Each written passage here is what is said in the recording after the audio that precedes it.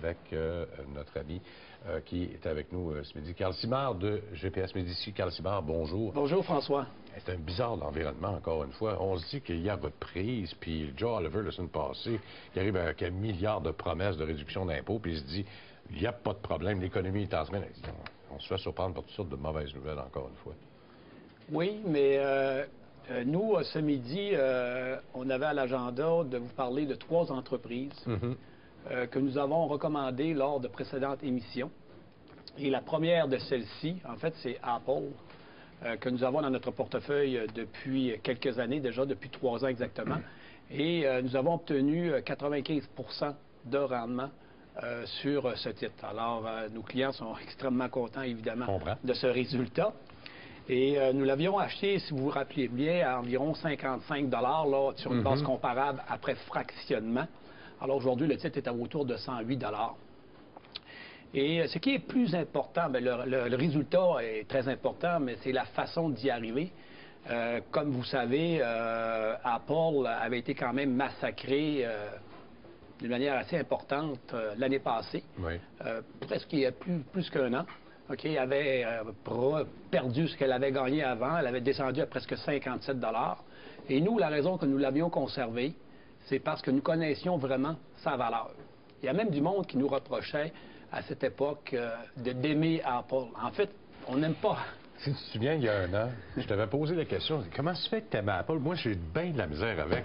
Puis j'ai comme l'impression de ne plus comprendre le modèle d'affaires de cette entreprise-là. On n'aime pas Apple plus qu'une autre entreprise. Qu'est-ce qu'on aime? C'est la quantité d'argent qu'elle produit.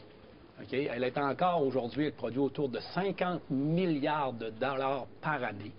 Elle a réussi à faire croître son bénéfice, malgré que c'était supposé être une entreprise qui est en déclin. Vous vous rappelez la sanction que le marché lui avait donnée l'année passée, elle est en déclin. Elle a réussi à faire accroître son bénéfice par action de 13 Elle a un programme, le programme le plus important au monde de distribution aux actionnaire. Elle a racheté probablement à la hauteur de 50 milliards de dollars d'actions. Puis ils veulent le refaire encore. Mais... Tout à fait. Mais moi, le problème que je vois là-dedans avec ça, cette histoire-là, c'est d'être obligé tout le temps d'emprunter parce qu'ils ne veulent pas rapatrier aux États-Unis leur argent parce qu'ils se feraient imposer tout de suite. Il n'y a pas un danger de réemprunter pour acheter des actions ou encore de distribuer un dividende? Non? Aucunement, parce que les taux d'intérêt sont bas actuellement. Elle n'est pas... elle a quand même 120 milliards dans son coffre...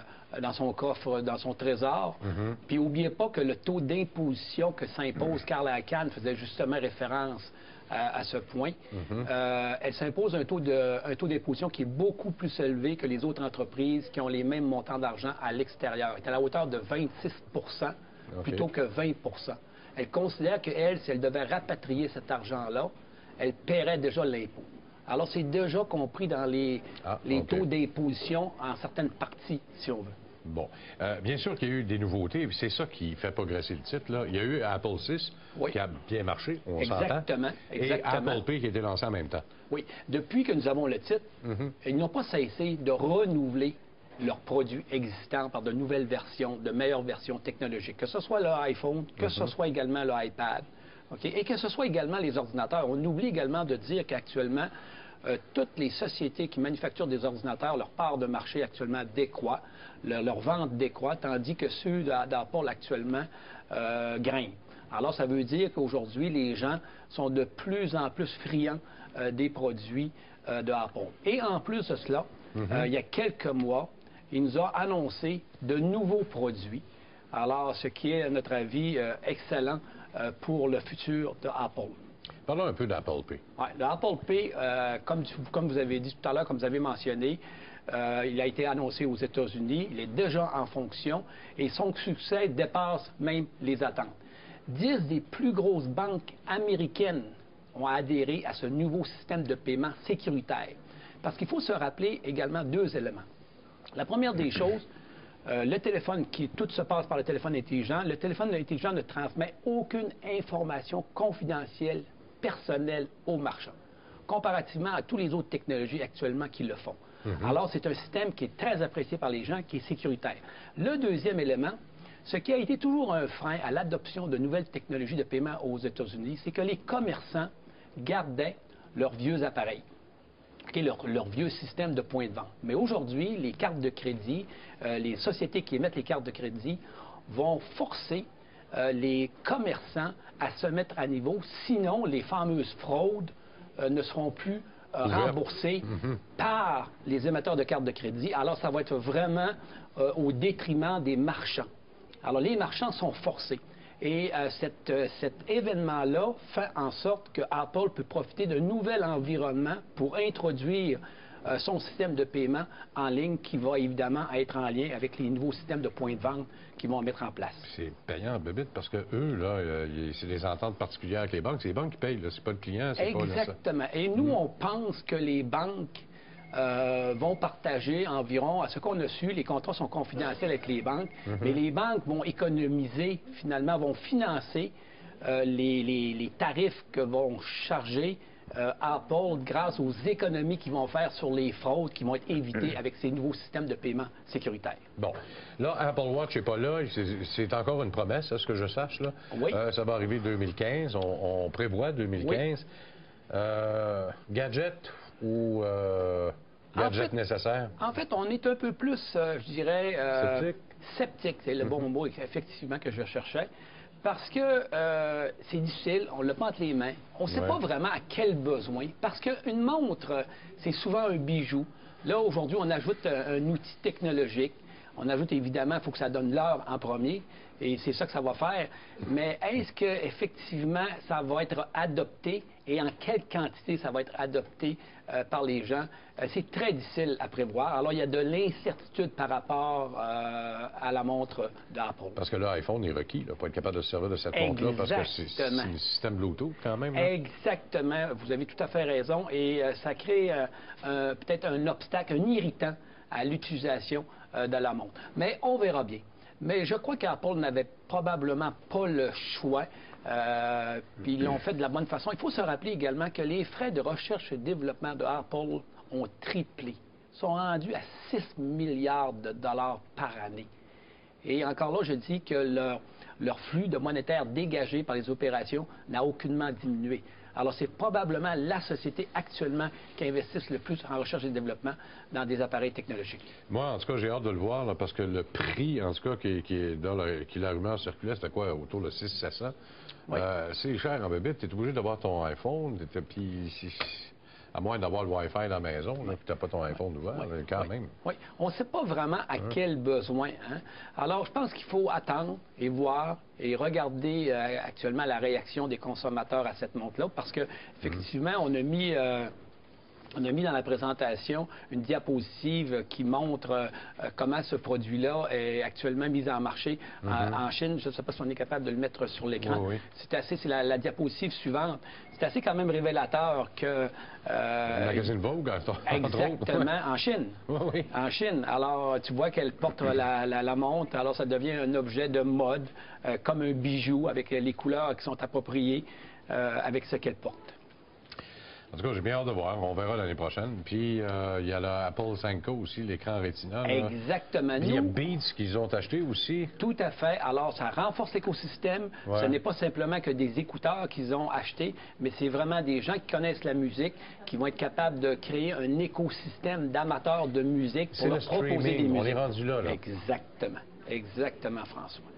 C'est le streaming ou la musique en ligne qu'on peut appeler la musique sur demande. Et la musique également qui va être sur mesure par rapport au goût des consommateurs. OK. Et en terminant rapidement, il reste 20 secondes parce que dans l'autre bloc, on va parler d'autres choses. Carl Icahn, lui, là-dedans, continue de mettre de la pression ou s'il se calme un peu? Là? Énormément. OK. Carl Icahn dit qu'actuellement, le capital est trop important, ne rapporte rien, alors il faut qu'il soit redistribué dans les mains des actionnaires. Il prétend également que les fonds communs devront en avoir davantage. Davantage. Bon, on fait une pause, on revient dans un instant tout de suite.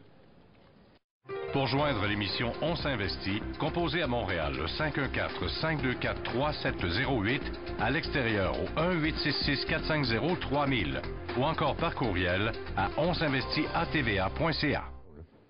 Poursuit notre discussion avec Carl Simard de GPS Médicis et cette fois-ci, nous allons parler d'Express Script. Oui. Ça, c'est une entreprise pour imprimer de l'argent qui fait de la gestion pour les prescriptions. C'est la RAMQ. Ouais. Dans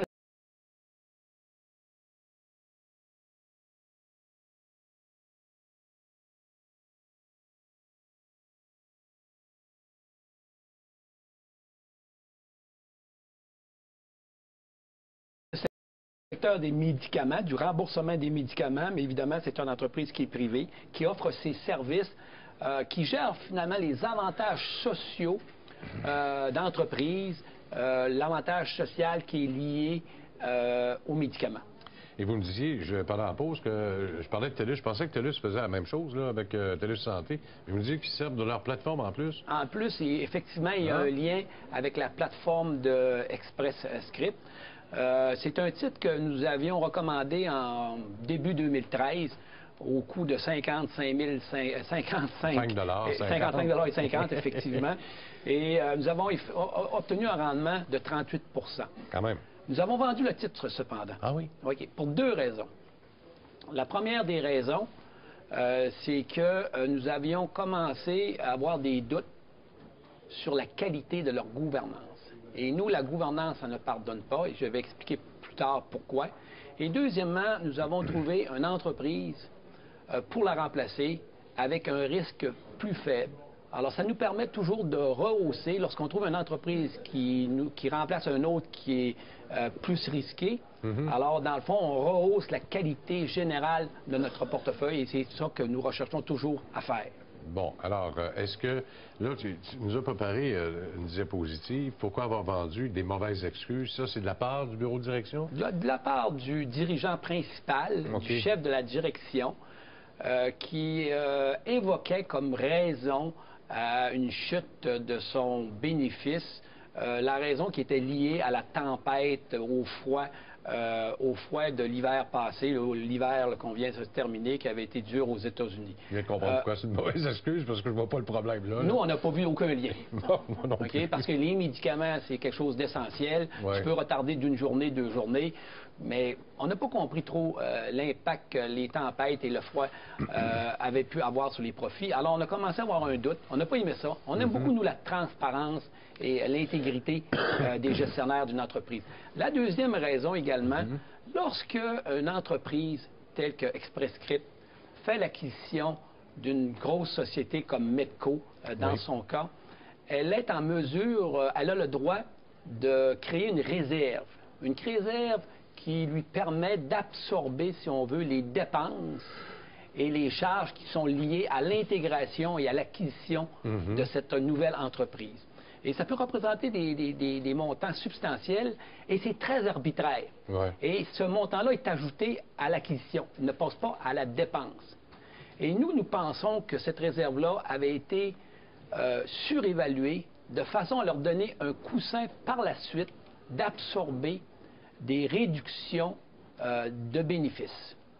Alors finalement, le bénéfice n'a pas été aussi mauvais qu'il aurait dû être parce qu'il se servait de cette réserve pour de mauvaises raisons, pour cacher finalement un bénéfice à la baisse.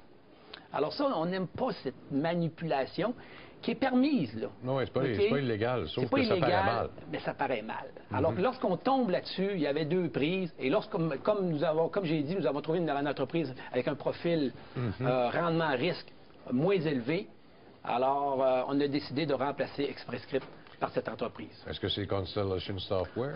Non, nous l'avions. OK. C'est qui? On va le voir. Quel est le secret? On va le voir à une prochaine émission. OK, d'accord. OK. Constellation Software, c'est notre titre vedette que nous avons recommandé en juin 2012 à 90 $. Aujourd'hui, il surpasse le 300 $ et nous avons un rendement de 247 % de rendement en 2 ans et demi. Et c'était notre plus grosse position. Et ça, il faut y revenir. Parce que vous savez que nous, même si nous avons entre 15 et 20 titres dans notre portefeuille, les titres ne reçoivent pas la même capitale. Parce que nous les classons de notre meilleure idée d'investissement à notre moins bonne idée d'investissement.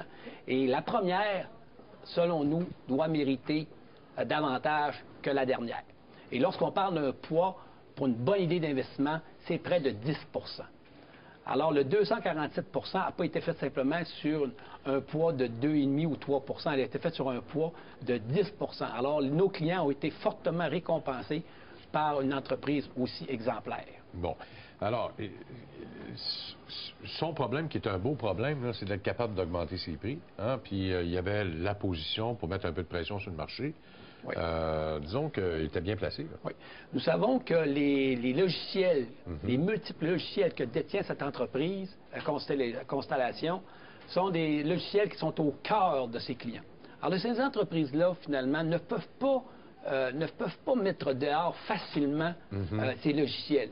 Alors, tu peux augmenter régulièrement le prix de vente sans que ça affecte le volume de vente que tu vas avoir. Alors, même, on voit actuellement qu'il y a quand même des pertes de clients, mais ces pertes de clients-là ne sont pas occasionnées par des hausses du prix de vente, sont occasionnés parce que souvent, les clients sont soit achetés par d'autres entreprises ou ces clients-là ferment.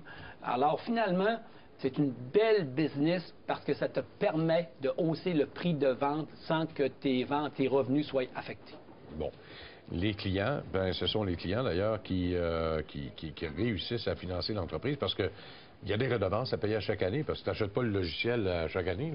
Tu as des redevances annuelles à payer parce que c'est de la gestion qu'on fait. Et ces frais de maintenance OK, sont facturés et sont perçus en début d'année. Cherche les entreprises qui n'ont pas besoin de financer le fonds de roulement. C'est quand même une entreprise de 1,4 milliard de revenus qui n'a pas besoin de financer son fonds de roulement. Alors, son fonds de roulement est négatif. Ce sont les clients qui financent son fonds de roulement parce que ses revenus sont perçus en début d'année. C'est très rare. Alors, pour le capital, c'est extraordinaire parce que tu n'as pas besoin d'immobiliser du capital qui ne rapporte rien dans le fonds de roulement. Puis ce qui est quand même intéressant, c'est qu'on voit qu'à partir de 2006, ce qui était perçu d'avance, là, a été multiplié par 6 en l'espace de quelques années. Exactement. Au même rythme que les ventes, fondamentalement. Quand même très bien diversifié aussi. Alors, c'est une entreprise qui est exemplaire à plusieurs niveaux, comme on a vu, mais c'est une entreprise qui est extrêmement bien diversifiée, dans présence de 30 pays géographiquement. Aucun client ne représente plus de 2 de son chiffre d'affaires. Je pense que c'est ça le point le plus important. Quand une entreprise a un client qui a des ventes ou un chiffre d'affaires avec celui-ci de plus de 20 moi, je commence à être nerveux un peu. Oui. Plus de 100 logiciels, 64 secteurs, comme par exemple la gestion des taxes municipales au Québec, c'est leur logiciel. Alors, ils sont dans de multiples secteurs très, très bien diversifiés. Bon, puis en plus, le PDG, il n'y a pas la langue de sa poche. Gouvernance irréprochable. Okay? C'est quelqu'un qui est transparent, quelqu'un qui est direct, qui nous dit les vraies choses. Question existentielle. Pourquoi, après 247 vous n'avez pas délesté un peu de votre participation dans CSU? Parce que nous croyons que sa valeur intrinsèque actuellement dépasse le cours encore. Alors, c'est une belle opportunité d'investissement parce que nous en connaissons sa valeur intrinsèque. Et deuxièmement, nous pouvons, étant donné sa diversification qui est aussi importante, cela nous permet d'être plus concentrés que dans un autre titre qui serait moins diversifié. Alors, c'est une gestion des risques qui est optimum. Alors, nous maîtrisons bien les risques et nous croyons qu'en raison de sa diversification, en raison de son modèle d'affaires, en raison de la gouvernance du dirigeant de l'entreprise. Alors, nous sommes actuellement face à une extraordinaire entreprise qui nous permet d'être plus concentrés. Alors, on va effectivement faire des ventes si ça représente une pondération qui est trop importante, comme par exemple au-delà de 15 C'est parce que je regarde les ratios aussi. Là. Quand tu dis que le retour sur le capital, 27 retour sur l'avoir des actionnaires, 42 ça commence à faire des gros chiffres. Puis ça génère, au dernier trimestre, 9,87 de flux de trésorerie sur un bénéfice net de 4,39. J'aimerais connaître le secret de gestion de cette entreprise-là. Pas pour rien, quand même, 700 millions de trésors de guerre, là, malgré tout. Là. Le succès, c'est un gestionnaire de capital exceptionnel. C'est M. Leonard, qui est le dirigeant principal. C'est quelqu'un qui gère et alloue le capital d'une manière exceptionnelle en ne compromettant aucunement son rendement qui est demandé lors de ses acquisitions. Quand même dire que malgré qu'il soit plus petit, là, au prorata, il est presque aussi puissant que SAP. Il faut le faire. Là. Non, malgré tout, là, c'est quand même une belle entreprise canadienne. C'est chez nous. C'est une entreprise. On va jouer du violon un peu avec elle. Exactement. On va retrouver plus tard pour les questions, Carl. On revient dans un instant avec Yves Usereau. À tout de suite.